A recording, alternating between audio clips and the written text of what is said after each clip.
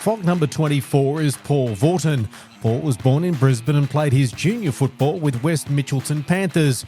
The premiership-winning captain with Manly in 1987, Paul Vautin is one of 6 Fogs to have both captained and coached Queensland.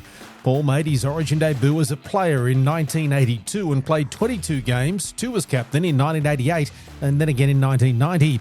In 1995, Paul Vautin famously coached his Neville Nobodies side to a series clean sweep. In all, he coached Queensland in 3 series. Well, Paul Vautin, thanks so much for your time. What does it mean to you to be a Fog?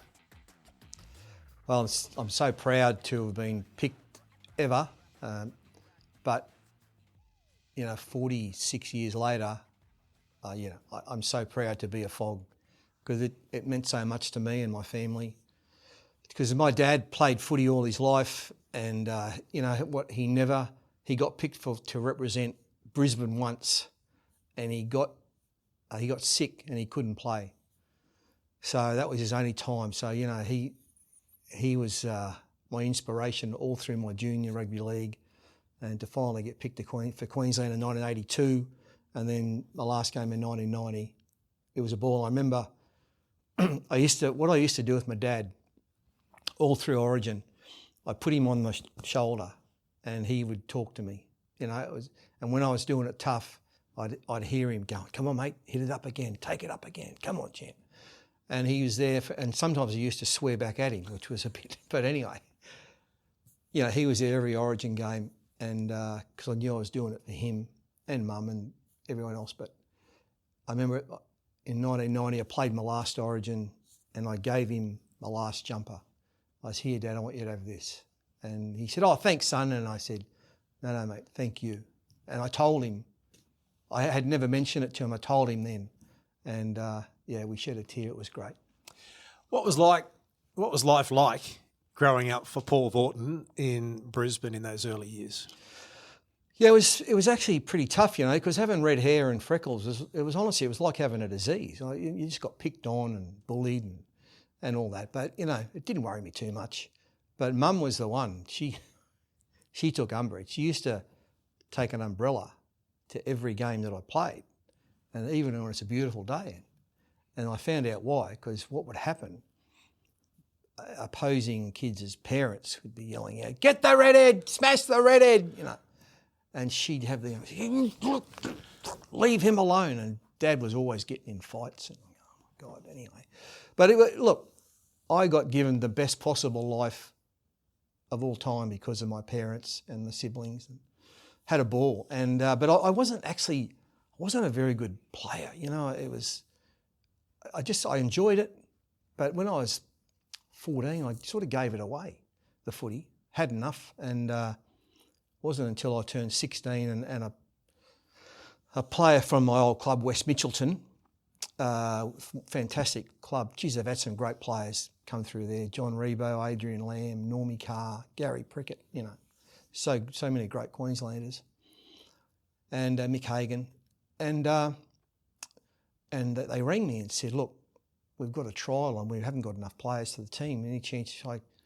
Dad drove me out, and I'd matured a bit as a kid, and also my body had matured a bit by the time I was 16. And I come off the field and Dad's sitting there and he's done the tackle count and he's got all these stripes. And he said, "Are you all right?" And I said, "Yeah, why?" He said, You just made 45 tackles. I said, "Oh yeah, is that good?" He went, "That's pretty good."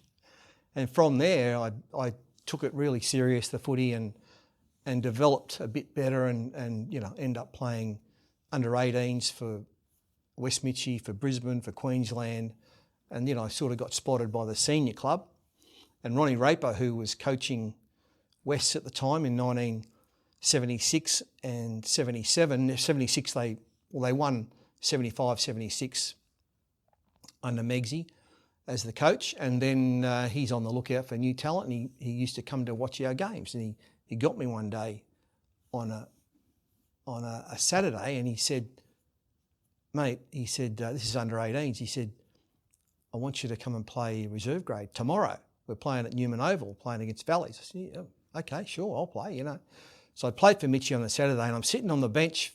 I played reserve grade, I'm sitting on the bench for A grade, right? West are playing Valleys, and Bobby Green, our second rower, goes down. They take him off, and Megsy comes up and says, "Young fella, you're on."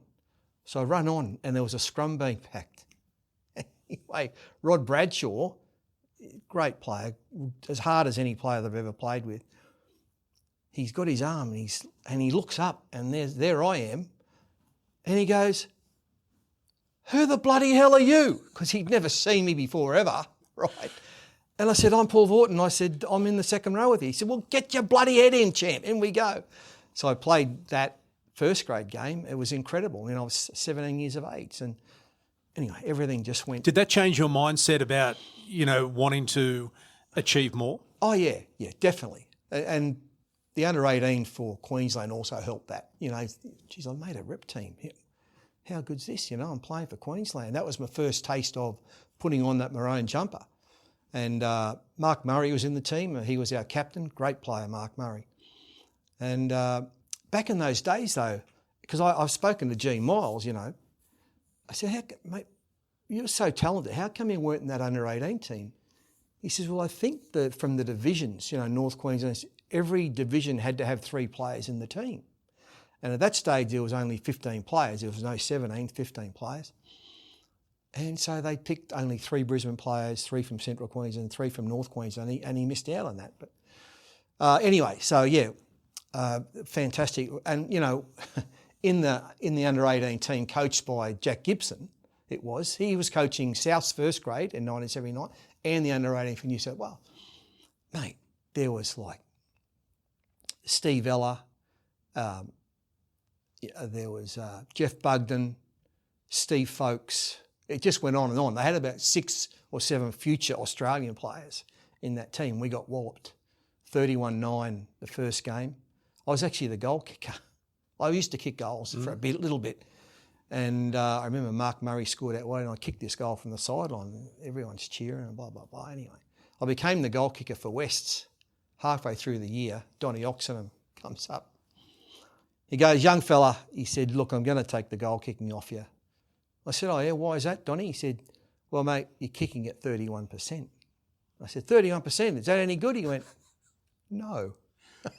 So they took it off me and gave it to Henry Williamson, our prop, who was Luke Williamson's dad, the big H. And so anyway, which was good because, mate, I'm going around, I'm making 1,000 tackles a game and taking the ball up, and I get on the sideline and I'm trying to kick the goal and going like this anyway. So how important was that year at Purtell Park with Wes when you look back? Yeah. Do you think you could have achieved what you did without that year? Playing that year of first grade, with hard heads like Normie Carr and Rod Bradshaw and Bobby Green, Gary Prickett, he was fantastic, Gary.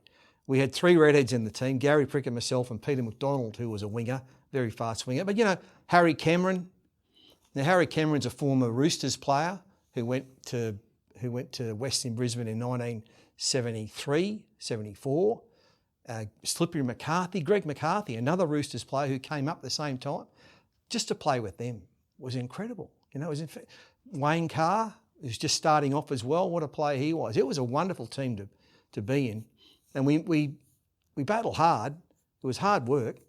70s rugby league in Brisbane was tough, up against the likes of Greg Vivers. I remember the first game I played, it was round 1. We played Norths at Bishop Park, and Daryl Broman is actually in that team. And I took the ball, the first time I took the ball up, and Tony Trent, the hard-running lock forward he comes and he goes like this, right across my face. And he said, "Welcome to first grade, son," and like one of those old ones because I'm only 18, but I loved it. It was so good. It was fantastic. We got to this semi-final. We played the semi-final against Valleys. Like Wally was around, but he played rugby, and he'd been on that tour, schoolboys tour. Yeah. So, mate, he was the first player to ever come back. He hit that long pass. He was incredible. We'll talk about him later. But so I'm playing first grade in Brisbane, and we make the semi-final. We're playing Valleys in the first semi-final at Lang Park. There's 20,000 people there, and we're 20 metres out and Gary Prickett throws me this pass and I slice through between, I think it was John McLeod and Al McGuinness. And then I run around Ross Strubwick. I get to the fullback, Alan Mills, who's the current Queensland fullback. I mean, he was 38, but he run around him. And then this winger called Mick Neal comes at me late. And, mate, I seen him the other day. He's still coughing up dust. I scored this 80-metre try. And so, wow, how good's that? Anyway, so we end up getting beaten. And that's when the Sydney offers started to come through after that. But look, mate, I loved that West club. It was fantastic. Huey Kelly ran it for a long time, former West player. Yeah, it was gold. When those offers came through, I think Norse was the first team to really... Well, Cronulla were. Cronulla? Yeah, Cronulla Norse, was the first one. And they wouldn't pay the transfer fee. That's right. And you ended up at Manly. But what was your reaction and your dad's reaction that clubs from Sydney wanted to sign this 18-year-old Well, yeah, and it was... We didn't expect anything, you know, because I had this pretty good deal at West on $100 a year. And you know what? I wanted to play for West for my whole career. That was my goal as a kid growing up, like Dad. Anyway, so Manly and Cronulla draw the first grand final in 1978. They draw 11-all. They replay. So there's no... On a Tuesday because of the Kangaroo Yeah, tour. there's no golden point, nothing like that, no extra time. They play it on the Tuesday and Manly win 16-0 against Cronulla. And then on the Thursday after that, like just after the grand final, I get this phone call from someone at Cronulla, the chief executive or the chairman or something, and say, mate, we'd love to fly you down on Saturday, have a chat to you about coming to our club, you know. So they fly me down. I'm sitting there with all these board members and they go, well, let's get to the crux of it. We'd like to sign you for a 3-year deal at $6,000 a year. And I go, oh my God, and a little bit of wee-wee came out. I'm telling you, it was like, oh my God, 6,000. I'm the richest person in Australia. And I go, well, look, I'll have to, you know, go and talk to Mum and Dad about it. And I go back and I don't know. So were you on your own? Yeah, I was on my own. There's no managers. No, yeah, Dad didn't go with you. No, I was on my pat. Yeah. You've done very well to to not make a decision on the spot. Oh, absolutely, yeah. So I go back, I don't know, and even on the flight I'm going, I don't know about Cronulla, you know, losers. Let's see what else happens. Tommy Bishop turns up the next weekend and he's now the North Sydney coach. Of course, he'd been captain coach of Cronulla back in the early 70s. And so he sits down and Mum's put the roast on for him. She's got the roast lamb and everything and made the lamingtons. And the old man had said, listen, you never take the first offer. I said, righto, Dad. He said, I'm a train driver, but even I know that. So he goes, and Huey Kelly was there, the club president of the West as well. So Tommy Bishop goes, we're going to offer Paul $7,500 a year. And my old man was knee-deep into a lamington. And he's up, it's about here. And he goes, this lamington's flying everywhere. He goes, we'll take it. I go, what happened to the deal? He said, no, that's more money than I earn. As a train driver, he said, you're going to North... I actually signed a contract to go to North Sydney. Paul McCabe had gone there. They'd signed him, who was a great schoolboy mate of mine. And I thought, well, that's good. Red and black. Huey Kelly goes, Tommy, we put a lot of money and time and effort into Paul. He's on big money at West. I felt like, no, $100 a year. Anyway, he said, we're going to require a $6,000 transfer fee because I was still signed to West for 2 more years. Tommy goes, yeah, it shouldn't be a problem. And anyway, turned out it was a problem. And they wouldn't pay the transfer fee. So Huey Kelly then sent that tape of me scoring that try to Ken Arthurson. And early the next week or midweek, Ken Arthurson rings me, says, son, we'd love to sign you. We're going to pay the $6,000 transfer fee. Welcome to Manly. So I signed the contract and I've gone to Manly. I couldn't believe it. 19 years of age. And how difficult at times was that for you, moving to Sydney? A great part of the world to live in. Oh, yeah, no Northern question. Beaches. Yeah, that was a bonus. Yeah. But as a young bloke, all of a sudden you're playing in the New South Wales Rugby League competition. Yeah, well, and you know, I remember even driving down, I had a HR what did I have? I had a Monaro LS by then. I'd upped the ante a bit, 2-door. And I'm driven down and I got there and I said, you know what? My expectation was this. I'll probably play 3 years of reserve grade and then I can go back and play for Wests, you know.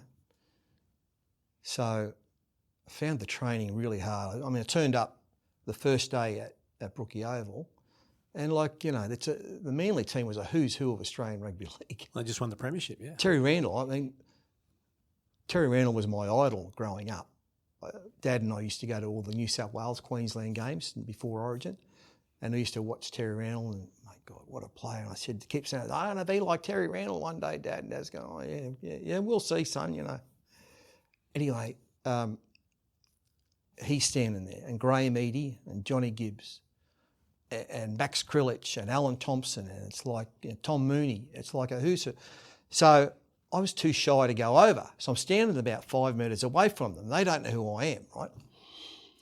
And coming towards me is Fred Jones, who'd been Manly's first ever captain of a premiership winning team, 72 and 3. And he's now the reserve grade coach. And he stops just short and he goes, hello, he said, who's this little fatty then? And he's looking straight at me and I'm going, I wonder if he's talking to me. I'm looking around because I weighed like 82 kilos. And I go, oh, hello, Mr. Jones. My name's Paul Vautin. I'm from Brisbane. And then Graham Eadie comes over and says, come in here, son. That's your nickname, Fatty. Going, what? Okay, I'll cop it. I said, there you go. That's how I got the nickname, Fred Jones. Unbelievable. But, you know, I found the training was so hard compared to what I was used to. And I wasn't a great trainer to start with. But I love playing. And round one of the comp, I'm playing reserve grade against St George. Played that, and I'm on the bench for first grade. And Terry Randall comes off, he's broken his hand. So Frank Stanton, our coach, who's a great coach, really looked after me really well. He goes down there's about 8 of us sitting there, and he goes past him, and he gets to me, and he goes, hey, Redhead, you're on. How did I go? Playing first grade. I remember taking the ball up second minute of the second half, and I run into Craig Young and Rod Reddy and John Jansen. Got smashed. But I played the ball and going, what's happened? I'm playing first grade for Manly. Like, this is unbelievable. And you wouldn't believe it, I got picked the next week, made my official debut against Newtown and played the whole year. Didn't miss a game. It was incredible. How difficult was it for you in that off-season to get that opportunity? Were there times that you thought, I can't keep doing this? Were there times you wanted to go home? Oh, not really wanted to go home, but, you know, when we're doing our 12th 400 metre sprint, I'm going, oh my God, what am I doing here? But I had a bit of company because Johnny Gray, the former English hooker, he'd hang back and we would do the 400 metre sprints, and he lad, stick with me, lad, because he's from Wigan. And so I hang in with John Gray, and we're getting 70 metres every 400 metres. And then Frank Stanton, he said, come here, son. He said, mate, if you want to do anything with this club, stay away from him. He's a bad trainer. I said, oh, okay. But the training was really hard. And then, you know what? What about the playing? The playing? Playing the game. Mate, it was rough. It was no holes barred. The Wild West. Yeah, it's the Wild West, mate. Yep. And I remember we played Wests in round 9, and I'm trotting out going, oh my God, John Donnelly, Tom Radonicus, Les Boyd, Ray Brown, they're all Fruit Loops. Honestly. And some of them end up being your teammates. Yeah, exactly. They did in the end. Yeah. And Bruce Gibbs, the sloth. Anyway, I take the ball up 2 minutes into the game, and mate, John Donnelly comes over and he goes like this, and as I'm going down, Bob Cooper, who's 6'5" and 17 stone, he goes like this. And I get up and go, where am I? It was so good. It was so good. I had 11 years at Manly, and we won the premiership in 1987. But my favourite year was 1979. Why? Well, because it was exciting to me. All new. All new. And the boys they were like my brothers. All these, we had a bit of a veteran team. A lot of them were in their mid to late 20s, maybe 30. And, being 19, they looked after me so well. They ran to their place for dinner and all that. So, it was fantastic. Were you still working full-time? I was working, I had a job at Commonwealth Bank, the bank teller. At DY? I was the bank teller at DY, yeah. I used to slicker every day. You know what a slicker is. Remember, at the end of the day, all the money comes and you got to balance it. Yep. Took every time. So 1979, then 1980, Origin is born. He's born.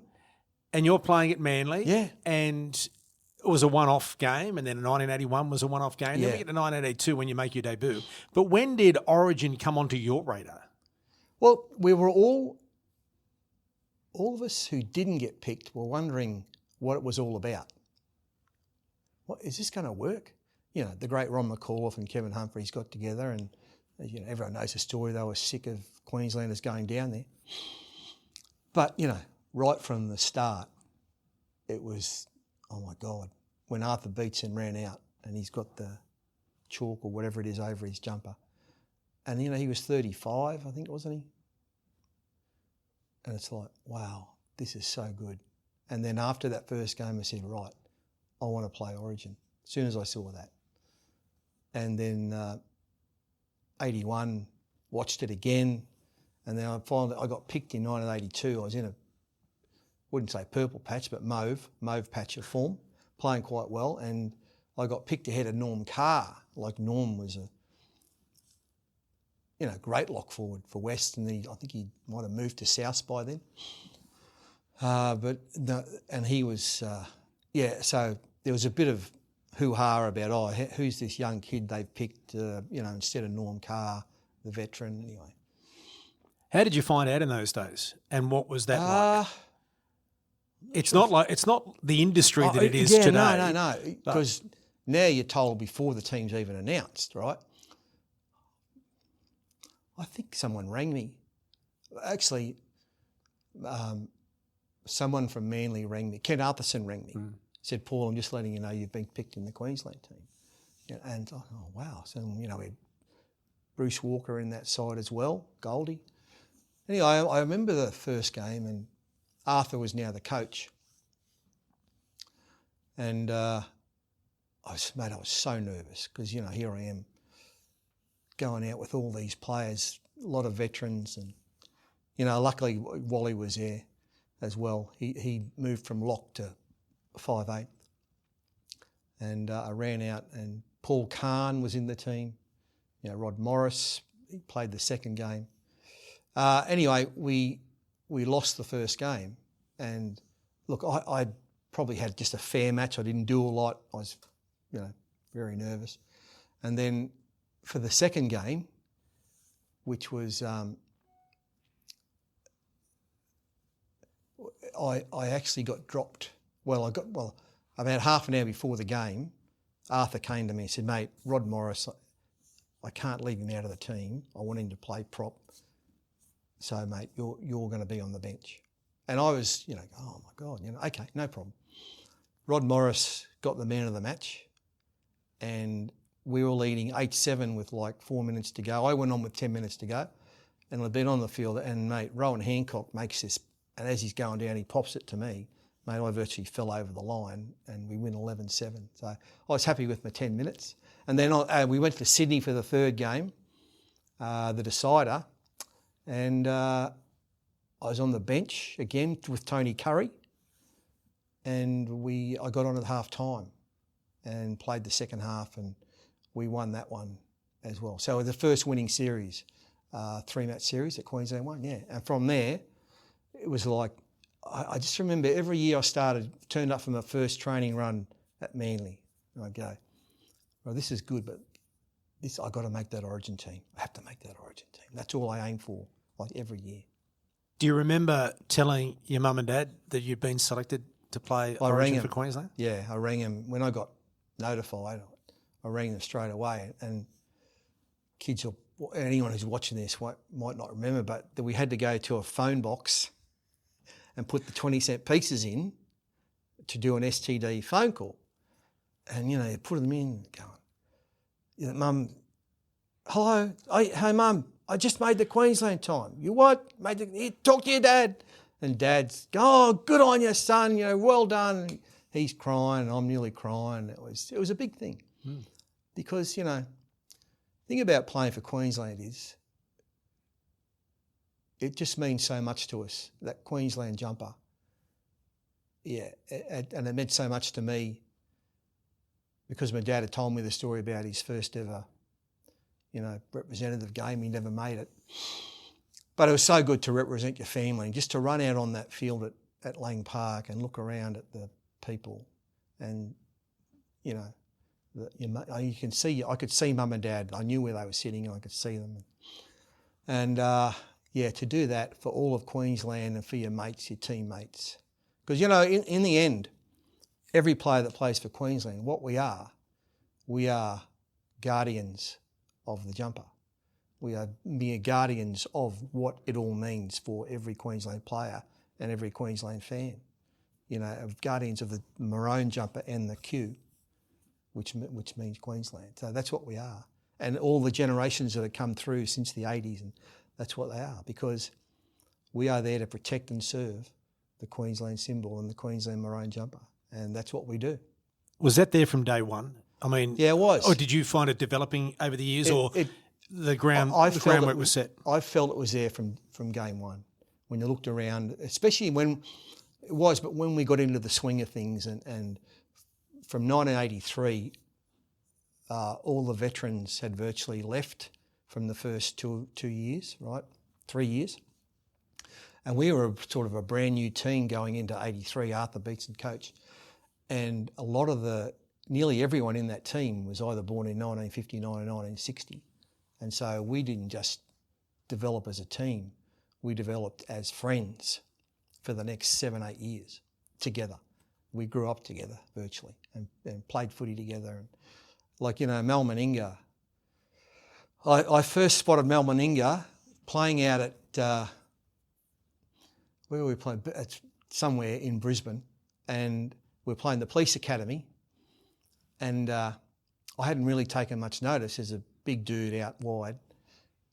And I make this break and I'm running 50, 60, and I thought I've got them covered. I had a bit of pace back in those days. And then I hear this, hear these footsteps. And I look around and I go, holy moly, look at this bloke come. He's coming a mere miles an hour. Look, luckily I had a spare gear and scored the try. But that's the first time I spotted Mal Meninga. Mate, it was frightening. He'd have been 16, I think, playing upper grade, under 18s. And, mate, what a player. What a great player he was. When we look back as we get older, it always seems to be rose-coloured glasses. But the reality is that era that you're describing the genesis of is one of the great eras of rugby league worldwide. When you look at that team that you played in. Yeah. As you reflect now, how do you look back on that era? I look back with such pride that I was involved, and here's the thing with Origin.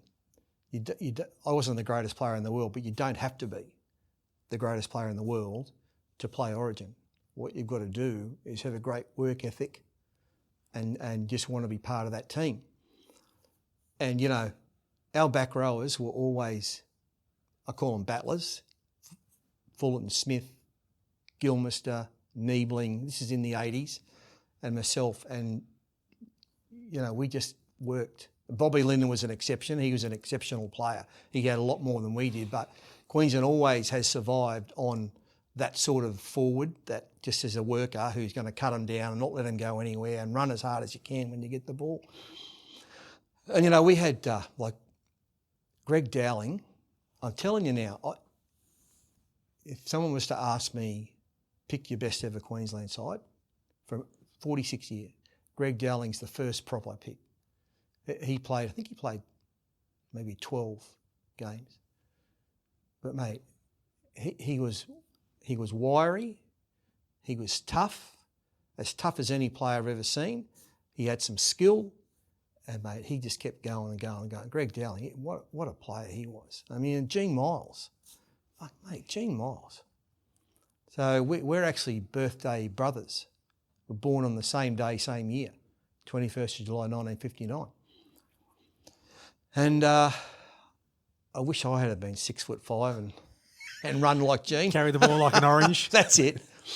But, mate, what a player. Once he got into his groove in the Queensland team, he was magnificent. Now, I'm going to tell you this. So in 1986, I had a broken arm. I didn't play Origin. But he played those 3 games. He played for Wynnum, and then he went on that Kangaroo tour in 86. Mate, he was, to me, in 1986, the best player in the world. He really was. And people go, oh, mate, what about the King? No, mate, the King's always up there. He's either first or second to me, all right? But Gene Miles was strong, mate, great fun to play with. He's just a ball. He's one of the greatest centres to ever played. And to this day, I don't think Queensland is ever going to have 2 better centres than Mal Meninga and Gene Miles. And once again, I would pick them any time as in our top 13 players of all time. 22 games, and I've asked this question to a number of folks sitting in that chair that played, as many games as you have. Did you ever feel as though you belonged? When did you feel as though that you had the idea of how to play Origin? Yeah, I felt it in 1983. 82, I played the first game, on the bench the second 2 games. But in 1983, I actually had a great year club-wise, and I was in good form for the Origin, and played well. And then I thought, this is me. I'm going to be in this team for the next 6-7 years. It was always, start of the year was like, I hope I get picked. But once I got picked, it was like, how good. And then, look, the thing about it is, we used to love the footy, but we loved the week before it. Getting to know it on the drink and having fun. Just great bunch of fellas to be with. The Queenslanders. And remarkable that everyone survived while he's driving. Hey, who died and made him the driver of the bus? We're on this minibus, and honestly, he's up the front. He's got his cap on, driving, and mate, he'd stop at the traffic lights. We stopped in the city one day, and there's 2 coppers standing there. Right, they're on duty, and what he'd done, he'd switched the windscreen wipers to go outwards rather than on the screen. He'd like this, and he'd go, boys, watch this, and he'd go, shh, and the coppers would go, where's that? What's going on? And we're all hosing ourselves, and they finally got it, and they're going, hey, and we're driving off. Oh my God, he's a Fruit Loop. And as fun as it was, and it sounds, etc., and you talk about the bonding, etc., it was critical, was it not, to building that Queensland ethos? Yeah. I mean, we get on the drink. And, I was never a big drinker, but I'd always drink just enough, right? But it's the fun that you have whilst you're having a couple of beers, couple of 4Xs, it doesn't get any better. And as I said, we not only developed as a footy team, we developed friendships and mateships, which is more important than anything. And, any one of those players that I played with in the 80s, I could go up to now and give him a big hug and a cuddle and, tell him I loved him, because that's just what Origin does to you. So, Paul, we found out what it meant to you to be named in that Queensland side for the first time. Go forward a few years and Wally's out in game 1. I think it was 1988. Yes. You're named captain of Queensland. Yes. For the first time. What did that mean to you? Well, that was the pinnacle. Captain of Queensland. Going, watch this. So we go out, and Wayne Bennett's the coach. So I lead him out. Anyway, for some reason, I sort of went, I'm captain, I've got to lead here, I've got to do this and I've got to do that. And it was completely not my game, right? And I'd been captain of Manly for 4 years. It was completely not my game. And we come off at half time. I think we were behind. And Wayne comes up to me, he goes, what are you doing? I said, well, I'm captain in Queensland. He said, no, you're not. He said, mate, I don't know what you are doing out there, but listen, just play your own game. Forget, because in the first half, I'm kicking games going, I've got the passing, I'm offloading, passing game, and it wasn't me. But for some reason, I got nervous and I tried to run the team. I said, no. And he was right. Don't worry about it. Just, mate, you play like you play, and that's what you do. So I did, and I had a lot better second half. And yeah, but it was a great experience. We won that series 3-0. And then, it was a great team, great era to play in. My favourite game ever of Origin is 1987 Game 3, which we won 10-8, because we'd lost 3-0 in 86. That's after losing 2-1 in 85. And then 87, we played the first game at Lang Park. We get beaten. Mark McGaw scores in the corner. Wayne's up in the grandstand going, oh no. And then we go to Sydney and we're down 6-0 after 20 minutes. And what I found out only a few years ago, I don't know if anyone else has told you this, you probably have, but Wayne gets taken for a walk, mafia style, by Dick Tosser Turner, the great tosser. And Tosser says to him, mate, if we lose tonight, you'll never coach Queensland again. That's just a fact. He said, no coach can lose 2 series. And yeah, righto, Toss. So anyway, we're down 6-0. How do you think Wayne was travelling then? Anyway, we fight back. We win the game 12-6. And then we go to Lang Park for the third game. And that's when we developed the Queenslander call, which certainly helped us. And then it's 10-8 at half time. Tough game. Toughest game I've played in nearly ever. And half time, and Wayne says a few words, and then Wally says this, and Wayne goes, anyone else? And I go, well, I mean, I was sort of the unofficial vice captain or whatever. I said, oh, mate, just one thing, boys. If they don't score, we win the game.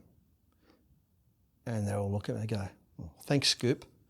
Yeah, but what I'm trying to say is let's concentrate on our defence, and if we don't let them through at all, we'll win. And that's exactly what happened. We won the game 10-8, no points in the second half, but I think it's one of the most exciting second halves in State of Origin history, because we both battled it out. They nearly scored 2 or 3 times, and last-ditch defence just held them out. And so that was great to win that game 2-1, won that series. And then 88 we win 3-0, 89 we win 3-0. It was just a golden era for the Queensland Rugby League. So as a player, it finishes when you're at the Roosters. I think you're captain in your last captain game? again. Wally was out with dandruff. He had a bad case. Anyway, so I captain again. And we got beaten. Arthur Beetson's back as coach. To be honest, I probably shouldn't have got picked. I'd been at the Roosters for a few months and I wasn't playing well. Put on a bit of weight. So I was surprised, but this is what Queensland do. They pick players who have done the job before, and so they picked me. And I actually didn't think I played that bad in the first game. We only got beaten 8-0, but they decided to go on another way, and so I got dropped. And how did that sit with you? Sorry, how did that sit? Did that take some getting used to? Yeah, I thought when I got dropped, I thought, that's it. I'll never get picked again. Once they make that decision, they won't pick me again. So I was down. I was disheartened. Might have had a cry, possible. But it was all my fault. I hadn't been in great form, and I did my best that day. But I remember Wayne Bennett wrote a column, and he talked about me, and he said, "Look, Paul wasn't at his best. He did a couple of really good things, but it wasn't the Paul Vautin that I know." And in the end, he was right. He was right. And that's how I got dropped. And funnily enough, years later, Arthur Beetson said that they lost the series, the first 2 games.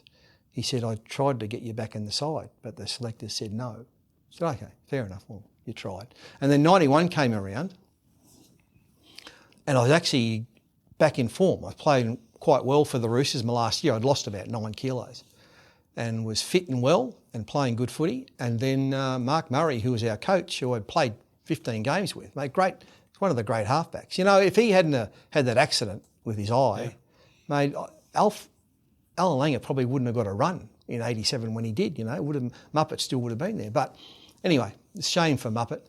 But he's the coach, and he comes up to me and he says, mate, Graham Lowe has rung me and said, mate, he's quite impressed with how you're playing and you're a really good chance to get back in the Queensland team. So, how good's that? Anyway, they announced the team like 2 weeks later and I wasn't in it. They picked Mick McLean, who was playing at the Roosters, and Gilly, so that was good for them. So I knew then I was never going to play. So Origin was dead and gone until 1995. Yeah. We get to 95. And, of course, it was at such a tumultuous time off the field. Yeah.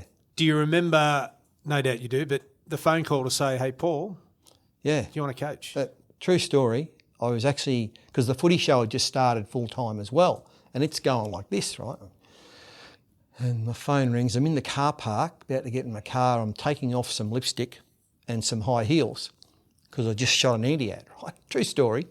And, g'day, fatty, it's Ross Livermore. Hey, Ross, how are you, champ? Mate, listen, Wayne Bennett stood down from the Queensland job because he was supposed to do it.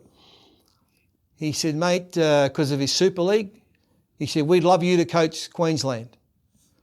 And I said, Ross, how many? He goes, what? How many have knocked it back? He goes, no. You're the first bloke we rung. I said, mate, I'm in. I'll do it. Because the one piece of coaching that I'd done was for the Brisbane Capitals in 1992. We had a state league. Kevin Brash, actually, thank goodness for Brashy. I know he's passed, but he rang me and said, I'd love you to coach the Brisbane Capitals, because the other Brisbane team was in the State Cup. There was 8 teams. The other Brisbane team's being coached by Greg Holman. He said, we'd love you to coach. So I got time off from Channel 9. It was my first year at 9. And I came up and I coached the Brisbane Capitals, and we played 5 games all up and we won it. We were actually the curtain raiser for when Alan Langer kicked the field goal to win us the game 5-4. We were the curtain raisers, and we beat North Queensland 30-10. So I'd had a bit of experience and really enjoyed coaching. And when I finished playing footy, I wanted to be a coach. And Bob Fulton and Frank Stanton had actually said to me, mate, we'd love you to coach Manly when Bob finishes. Great. But in the meantime, the media got in the way and I didn't. But to coach Queensland was, how good's this? I'm going to coach Queensland. So, which was good until we sat down to pick the team. And we got Arthur Beetson, Les Jeeves and Dud Beattie, veteran selectors, right? Same blokes who had dropped me years ago, but that's okay. So we're going through the team, we're going, Jesus, there's not many to pick from. And Cracker McDonald, who was the chairman, walks in, says, all right, officially no Super League players are to be picked. Right, okay. So that means no Broncos, no Penrith players, no North Queensland players. Okay. So we got Robbie O'Davis, we go through the whole team. Brett Dallas from Norths, we've got Danny Moore, we've got Mark Coyne, Matt Singh, 5'8" Dale Shearer, who'd never played 5'8" before, but he was veteran now, but he had good hands. And we thought, oh, okay. So we get to the halfback. Now, this actually happened, right? So we get to the halfback and so, well, who we got? And then Beto goes, well, what about Adrian Lamb? He was at the Roosters at the time. And I said, well, where's he from? And Arthur goes, he's from New Guinea. And Dud Beattie goes, no, you can't pick him. You can't pick, he's from New Guinea, can't pick him. And I said, listen, I'll tell you what, Dud, 4 million BC, New Guinea and Queensland were joined on. And he goes, I think you're right. I think you're bloody right. Yes, let's pick him. True story. That's how, mate, otherwise we didn't have a halfback. He gets picked. Got Billy Moore, Gilly and Gary Larson, Tony Hearn, Wayne Bartram, and Gavin Allen, who was a Bronco who hadn't signed a Super League contract, the only one. And then, Mark Hone, Craig Teven, Terry Cook. And some young bloke. Crushes, and then we 10 minutes we're going, well, can't find anyone. And the beatso goes, oh, there's a kid just started playing. He's played 3 first-grade games for the Gold Coast. What were they then, the Chargers maybe? I'm not sure. He goes, what about him? I said, you know what, tell me about him. He said, oh, well, I think he's only 17. I said, oh, yeah, right.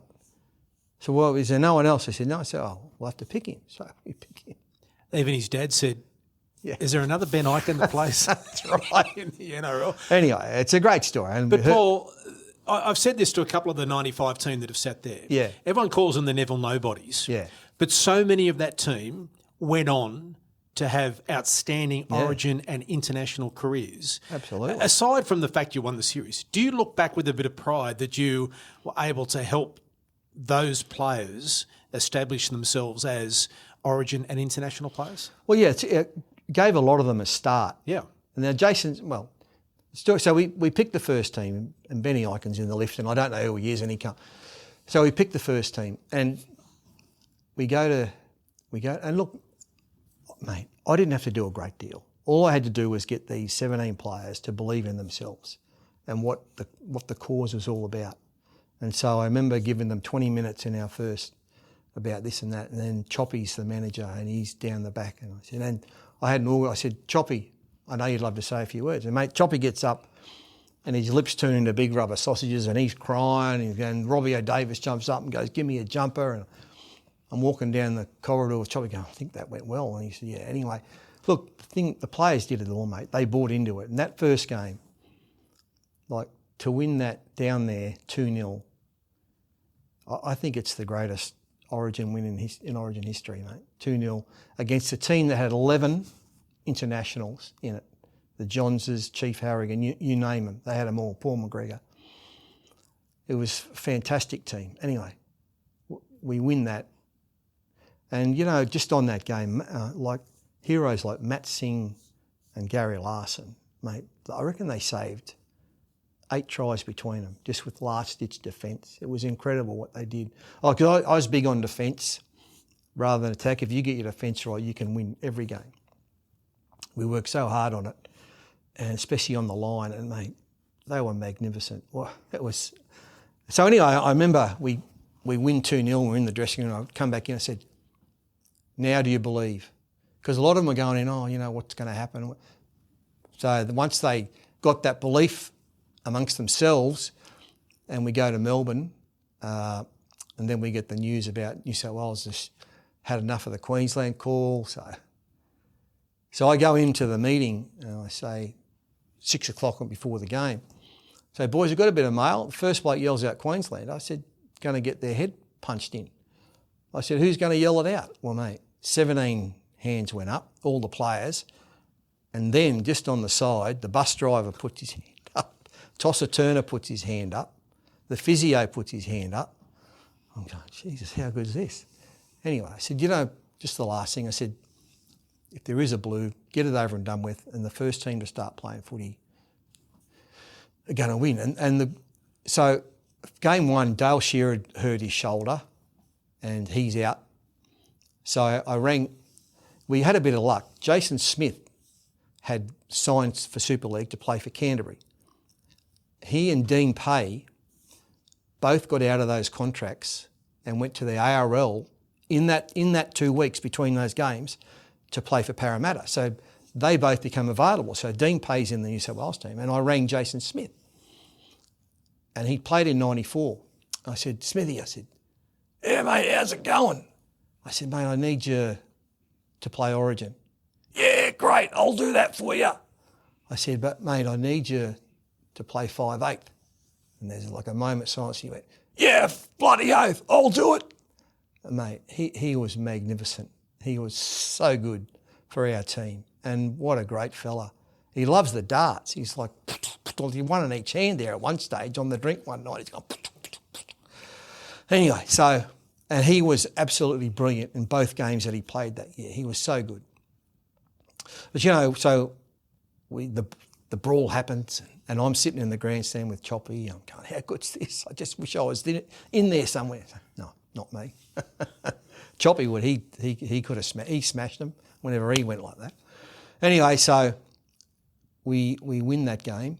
So we won the series, but, you know, one of the greatest moments for me is they got pulled back. I thought they'd scored to win the game. I think Steve Menzies might have gone over off a Brad Fittler pass maybe, or Tim Brasher, one of those two. And it gets ruled a forward pass, right, by the Queensland referee. What was his name? Eddie Ward. Yeah, Eddie. I'm trying to work back. Eddie. Yeah. It's trivia night for you too, see. You go. Who was the referee? Eddie Ward. He goes, bang, bang, bang, forward pass. And I get up and go, oh, Choppy, don't worry, we'll get him in Brisbane. He goes, a forward pass. And I go, sit down, I go, wow. And from the next ruck, Brett Dallas picks up the ball 90 metres away from their try line and he scoots through them and runs 90 metres. It's the greatest thing I've ever seen in my life. Like, just a little exclamation point. But as the New South Wales players are running to catch him, anyone who can mouth read can see what he's saying. It's so good. He's yelling out, come on, someone, come on. And they couldn't get near him. So we win that game and then we're going to Lang Park for the third game. And to me, this is the most important game because 3-0's better than 2-1. Well, 3-0, but you know where we are. And every player that sat there from your team makes the point about how important that game was and the crowd on that night. That's right. I said, this is it. We're now at home for the first time in the series. Look at these people. You know, they were going nuts, the whole crowd. Had signs up and all that. And they went out and killed it. New South Wales actually played really well that night, but we just got them, ground them down and got them. And how ironic is that Ben Ikin scored the last try. He looked like he put on 12 kilos. My camps weren't that good, but he'd eaten a lot, Benny. and he stumbled over and we won. I think it was 24-16 we won. And look, to win that 3-0. But, you know, to Phil Gould's credit, I think we were on our fifth lap doing the lap, you know, of honour. And I saw Gus, who's New South Wales' greatest ever coach, right? And he's coming walking towards me at Lang Park. And he catches up. He said, mate, congratulations, you did it. He said, I don't know how you did it, but mate, well done. Full accolades to you and your team. And mate, it was very nice of him. It was very humbling. And so, mate, that series was incredible. So Queensland were looking for new heroes and they found 18 of them, including Dale Shearer, you know. I know it's an unfair question, but it has to be one that asks, seeing the emotion, talking about 95, you won a premiership with Manly, you played 22 games, coached in 9 games, played 13 tests, etc. Where does that 95 series sit? I think it's up there with the greatest thing that's ever happened to me. I mean, winning the comp was so important because I'd played in 2 losing ones in 82 and 83, but winning the comp was so great. It's a different level. It's a different game. The origin is a different medium, you know, to get stuck into. But being coach of that, not so much even winning it, but being coach of that team, coach of those blokes who just gave everything they had plus more to win that, you know. My God, they were so good. Every single player played their part. Brilliant. They were so good. Who had the biggest influence on your career? Oh, it'd be my dad. My dad did. Taught me pretty early how to tackle properly, and it was hips, slide, lock. So hips here, slide down just above the knees, lock your arms. He said, now son, once you do that, they can't go anywhere. They're going to go like this. And mate, I reckon I must have made 10,000 tackles in all those years, and nearly everyone was hip, slide and lock. Yeah, he's a great man. He taught me how to kick, taught me how to goal kick. Yeah, he was brilliant. And you know what? I know a lot of parents look at their kids and their advice after a game as juniors is a lot of it's good, a lot of it's not good. But he never said one negative thing to me, even though when I knew I'd come off having not had a great game, he would find a positive. And that's what I loved about him. He never got me into a corner and said, you can't play, you're this and you're that, which I know a lot of, maybe a lot of dads do. But he was just positive all the time. Yeah, he's brilliant. And he got to 95, Yeah, it was good. As you reflect, because often during careers, there's not the time to reflect, or you don't want to reflect. Life goes so quickly, Paul. That 14-year-old boy that decided not to play anymore, and then at 16 gets the phone call. We're short. Yeah. We need you to play. And from then, over 250 games at the highest level in the NRL and English Super League, 22 Origin matches for Queensland, 2 of those as captain, 13 tests, 9 as coach. That phone call as a 16-year-old to go back and play for West Mitchy was a major phone call you know what? to receive. How do you reflect now looking back on your career? Well, yeah, I mean, I'm actually surprised that, I didn't, not that I was great, never thought I'd play first grade even, you know what I mean? And because, Dad always wanted a footy player. And when Mum told me one day, when I was like 15, she says, shouldn't tell you this, but Dad's really disappointed you're not playing footy. And I said, yeah, well, I just don't feel like it, Mum, And then that phone call changed everything. I went and played, and he went, I could see, when he said, mate, you made 45 tackles, I could see in his eyes that he's gone, he believed in me. And he just knew that I was going to be okay at this game. So I got a lot to thank him for, and a bloke called Kenny Rose, who rang me from West Mitchy. But who'd have thunk it all? Like getting to Sydney and playing for Manly for 11 years, and my God, playing for Queensland. It was because I can't even say it was a dream come true, because I never used to dream about that. But it was amazing. It was a lot of help. Players I played with, Wally Lewis, still mates to this day, and we're both going to turn 67 this year. But I've known him since we were 13. He was playing for Cannon Hill Stars and I was playing for West Mitchy Juniors, and didn't really take much notice of him. But when he was 17, 18, playing against him, he was playing for Valleys now. I go, oh, shit, he goes good, this kid, But yeah, he's just been amazing, great friend. And people say, who's the greatest player you've ever played with? And I go, well, there's only one, and that's Wally Lewis. And they go, yeah, well, how come? I say, well, look, every player that's playing top-level footy, right, they've got a skill, one skill, maybe two, like you might be a demon tackler, you might have pace, you might be a great ball player, you might have a kicking game, you might be strong and robust. You've got one. He had them all. He had them all, mate. There's not one thing he couldn't do in the footy field. And, he's just amazing. He was amazing. And down in Sydney, I went there in 79, so I missed a lot of his stuff between 79 and, say, 86 when in the BRL. But I've seen footage of it. Mate, some of the stuff he did, like the kicking game, the short kicking game, the grubbers, for himself, he'd score a try. He'd set up, mate, Gino scored about 1,000 tries off his left shoulder. Yeah, he's the greatest. And you know what? Apart from that, had the skill. He was tough, resilient. He was faster than he looked. He was powerful. I mean, that try he scored in 89. I mean, I can't believe he scored it. It's like he got the ball, and then they just opened up this road for him, and 16 of them tried to tackle him, and he just strode through them. No one got a decent hit on him. I'm going, how does that happen? And he was 30 at the time. Not like he still had the pace, but that's just what Wally does. Genius, absolute genius. Best ever. Well, FOG number 24, Paul Vautin, thanks so much for your time and congratulations on a wonderful career. Thanks, Botsy. Thanks for watching this episode of the FOGS Queenslander Podcast. If there's a FOG you want to hear from, leave a comment to let us know. And don't forget to like and subscribe so you don't miss any of our videos.